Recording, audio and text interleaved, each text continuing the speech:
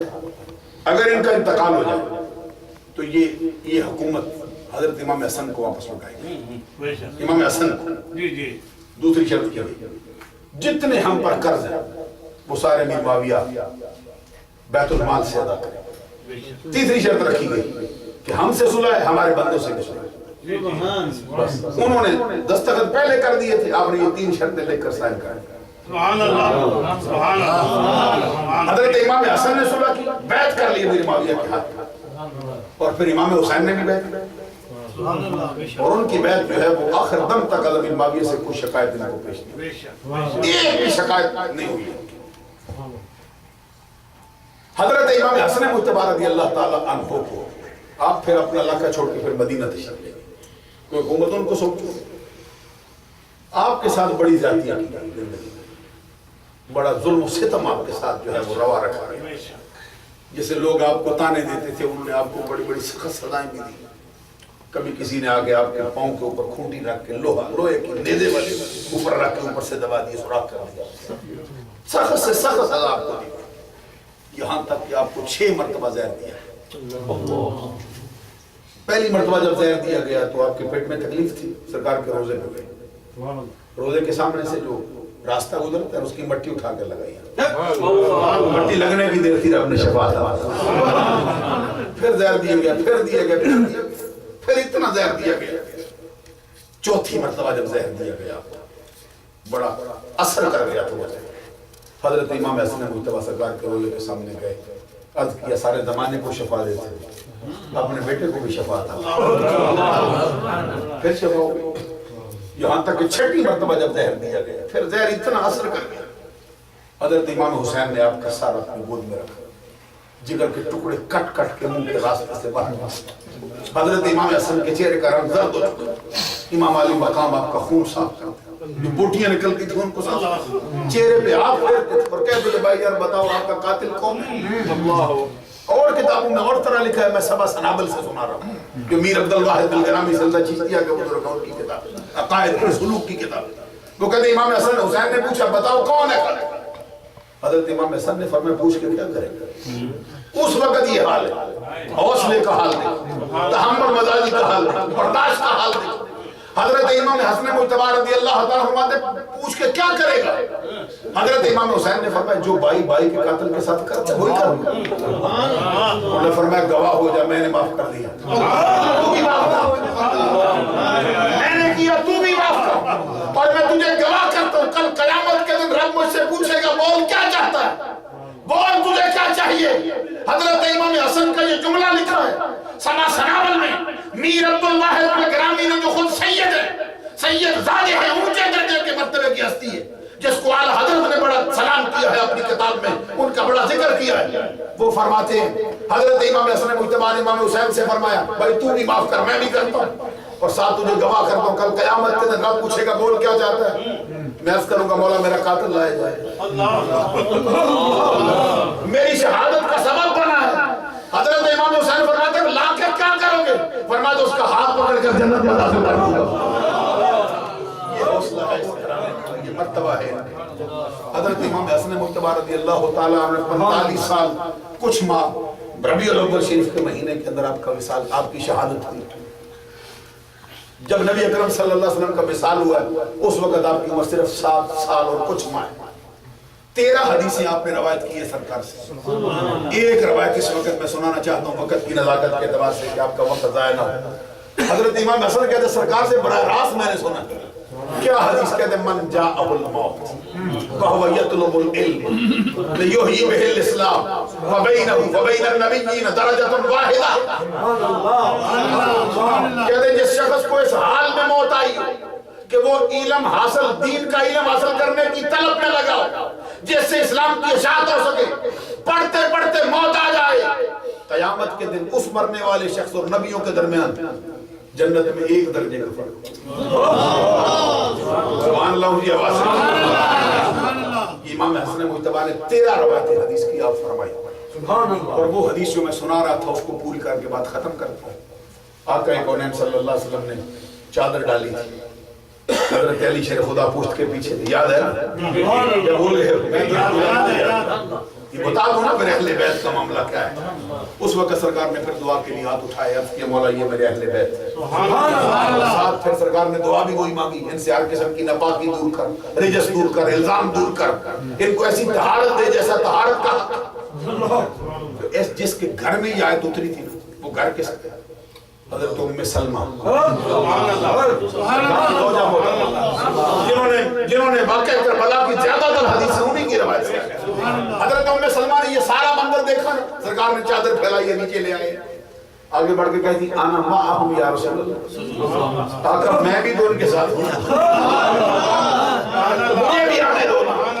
میرا ایمان، میرا وجدان یہ کہتا ہے یہاں تو ام سلمہ ہے، خدا کی قسم کوئی فرشتہ بھی ہو تو وہ چادر کے نیچے آنا ہے، کیونکہ جو رحمت کا انداز چادر کے نیچے ہے وہ کہیں دکھائی نہیں.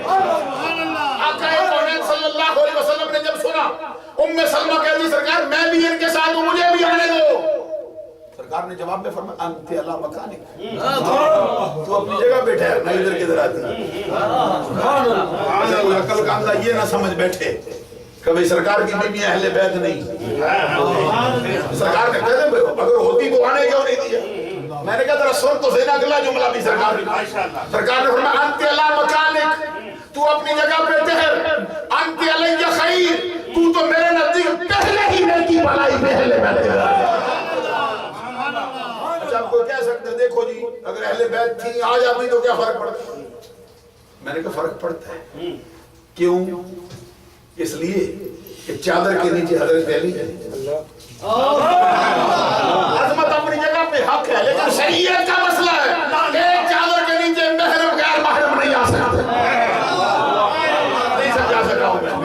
ایک چادر کے نیچے محرم غیر محرم نہیں آ سکتے. سرکار نے فرمایا چادر کے نیچے علی بھی ہو، ام سلمہ بھی ہو، نہیں ہو. وہ اہل بیت سے اپنی جگہ پہ حق ہے، لیکن علی ادھر ہے تو نہیں آ سکتا. آؤ میں ایک حدیث سنا ڈالوں جس میں سرکار نے اپنی بیویوں کو بھی اہل بیت کہا. آپ سبحان اللہ سناؤ حدیث صحیح بخاری جلد دوم صفحہ 607 راوی انس بن مالک. سرکار نے نکاح فرمایا کس سے؟ زینب بنت جہش سے.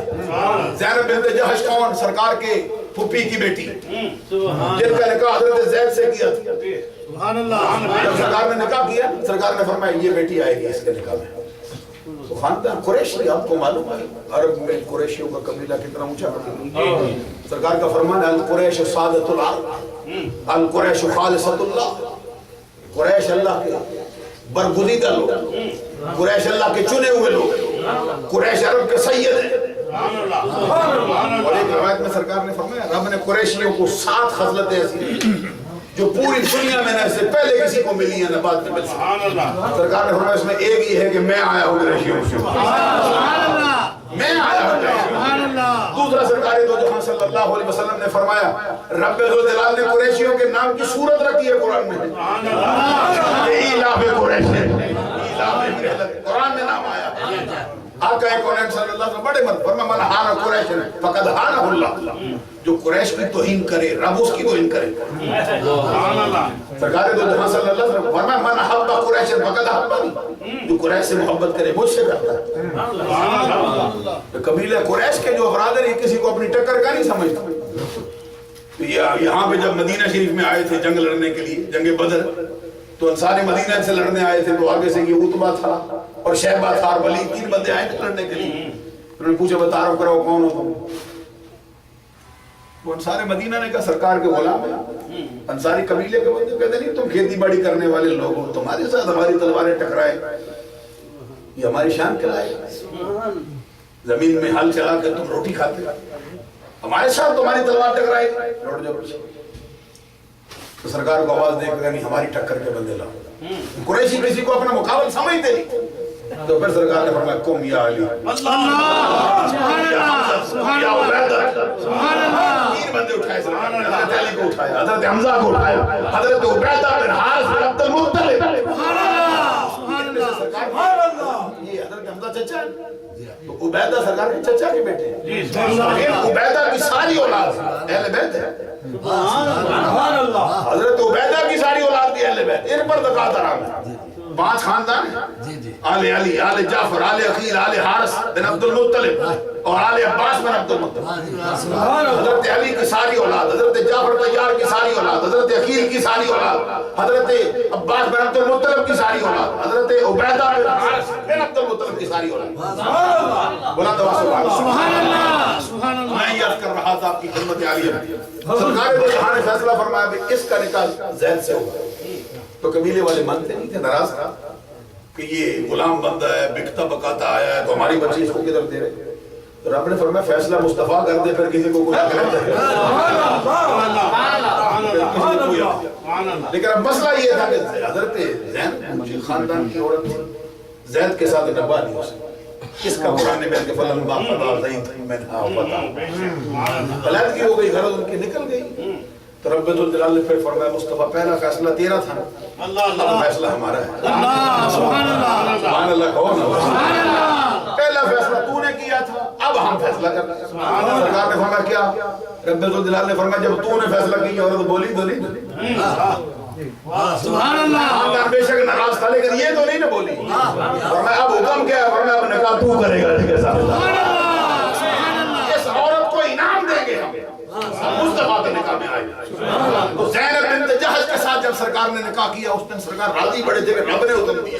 حضرت انس بن مالک کہتے بڑی دعوت ولیمہ سرکار نے بلائی، بڑے دور دراز سے لوگ آئے اور مجھے بیچتے. سرکار کہتے جا لے آ، پھر جا کہتے لے آ، اوروں کو لا، اوروں کو لا.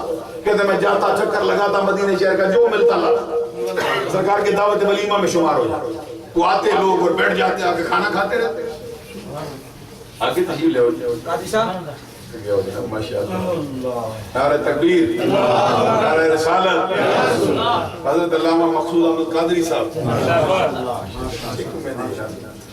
میں جو بات عرض کر رہا تھا، حضرت انس بن مالک کہتے مجھے بیچتے تھے، بار بار میں جاتا لے گیا. کہتے پھر سرکار نے فرمایا اور کوئی رہ گیا تو لا. کہتے میں نے عرض کیا حضور اب کوئی رہ ہی نہیں گیا، لاؤں کس. حضرت انس بن مالک کہتے پھر دعوت ولیمہ سرکار دو جہاں نے مکمل فرمائی اور زینب بنت جحش رضی اللہ تعالیٰ عنہ کے ساتھ سرکار نے رات بسر کی. صبح کے وقت فخرج النبی صلی اللہ علیہ وسلم فانطلق الى حجرت عائشہ وقال السلام علیکم اہل البیت. حضرت زینب بنت جحش کے حجرے سے باہر نکلے، سیدھی حضرت عائشہ کے حجرے پر آئے. باہر کھڑے ہو کے فرمایا اہل بیت تم پر سلام ہو. اب سبحان اللہ کی آواز ہو. سبحان اللہ. بلند آواز سے آئے جیسے سبحان اللہ. سرکار نے حضرت عائشہ صدیقہ کے حجرے کے سامنے کھڑے فرمایا اے میرے اہل بیت تم پر سلام ہو. اب کوئی بندہ کہہ سکتا ہے جی ہو سکتا ہے اندر کوئی اور ہو جی. حضرت عائشہ کو ہو سکتا ہے کوئی اندر اور بھی تو ہو سکتا ہے. اس رات سے بھی پردہ اٹھ گیا. ادھر سرکار نے فرمایا السلام علیکم اہل البیت. اندر سے حضرت عائشہ صدیقہ کی آواز آئی وعلیکم السلام ورحمۃ اللہ وبرکاتہ. آقا آپ پر بھی سلام ہو، آپ پر بھی رحمت ہے. اور پھر آگے سے پوچھا کہ کئی وجہ تعلق. آقا بتائیے آپ نے نئی اہل بیت کو کیسے پایا؟ ایک ہی موقع پر کتنی مرتبہ اہل بیت کا لفظ ہو رہا ہے. اور صحیح بخاری میں یہ فرمایا گیا سرکار حضرت عائشہ صدیقہ کے حجرے سے ہٹے، پھر باری باری ہر زوجہ محترمہ کے حجرے کے پاس کھڑے ہوئے، وہی الفاظ کہے جو حضرت عائشہ سے کہے تھے. اندر سے وہی الفاظ آئی جو حضرت عائشہ صدیقہ کو کہی گئی. عائشہ صدیقہ نے فرمائی. یعنی ساری روایت کو سرکار نے اپنی زبان سے اہل بیت کہا. معلوم ہو کہ اہل بیت کی شان میں جتنی حدیثیں آئی، جتنی روایتیں آئی ہیں، وہ جس قدر ان 5 ہستیوں کے لیے اتنا ہی ان کا احترام ان کے لیے بھی. اللہ تعالیٰ عمل کی توفیق عطا فرمائے. قرآن گفتگو کو غلطی سرد ہوئی ہو اللہ سے معافی کا طلبگار ہوں، آپ لوگوں سے معافی کا طلبگار ہوں. میری گفتگو کے متعلق آپ کو سوال کرنا چاہیں کہ اس کا جواب دے سکیں.